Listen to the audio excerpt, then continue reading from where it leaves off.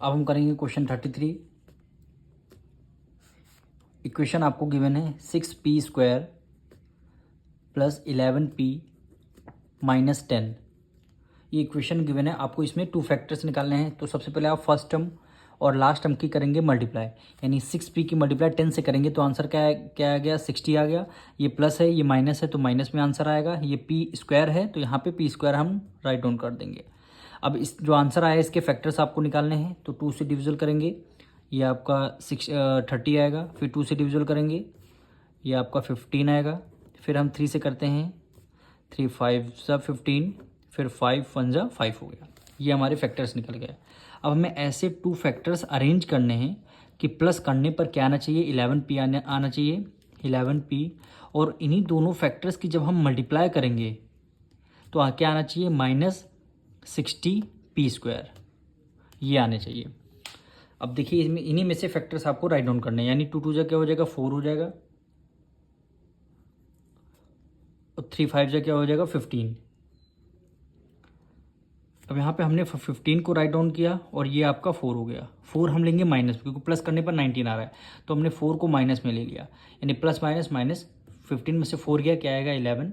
और दोनों जगह हम p को राइट डाउन कर लेंगे। अब ये नहीं फैक्टर्स को मल्टीप्लाई में कन्वर्ट करिए, यानी 15p की मल्टीप्लाई -4p से आप करेंगे। 15 4 जा 60, ये प्लस है माइनस माइनस हो गया, और p की मल्टीप्लाई p से करेंगे तो आपका क्या आंसर आ जाएगा, p² आ जाएगा। यानी मिडिल टर्म को हमें ऐसे ही स्प्लिट करना होगा, फर्स्ट टर्म और लास्ट टर्म को as it is write down कर देंगे, यानी 6p² माइनस 10 आ जाएगा। मिडिल टर्म को स्प्लिट करना है, यानी 15p, यानी प्लस 15p लिखेंगे, माइनस हो जाएगा 4p। अब first 2 term then last 2 term की आपको क्या लेना है, कॉमन लेना है। फर्स्ट 2 टर्म में से देखिए यहाँ पे p² है, यहाँ पे p है, तो आपने क्या किया, p को कॉमन ले लिया। यहाँ पे 6 है, यहाँ पे 15 है, इन दोनों नंबर किस टेबल में आते हैं, 3 की टेबल में आते हैं, तो आपने क्या किया, 3 को भी कॉमन ले लिया। अब देखिए 3 की टेबल में देखिए 6 कितने टाइम्स मैंने, 2 टाइम्स, तो आपने 2 को यहाँ लिख लिया। p² 2 टाइम्स है, p सिंगल बाहर पे ले लिया तो 1 बचा, तो हमने p को एज इट इज प्लस है, प्लस का साइन लगा दिया।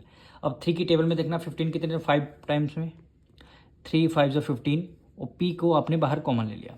अब दोनों टर्म माइनस के हैं तो हमने माइनस का साइन कॉमन ले लिया, तो अंदर की वैल्यू किस में आ जाएगी, ये वैल्यू आपकी प्लस में आ जाएगी, माइनस का साइन जब बाहर कॉमन ले लेते। यहाँ पे 4 है, यहाँ पे 5, यहाँ पे 10 है, दोनों किस टेबल में आते हैं, 2 की टेबल में आते हैं, तो हमने क्या किया, 2 को बाहर कॉमन ले लिया।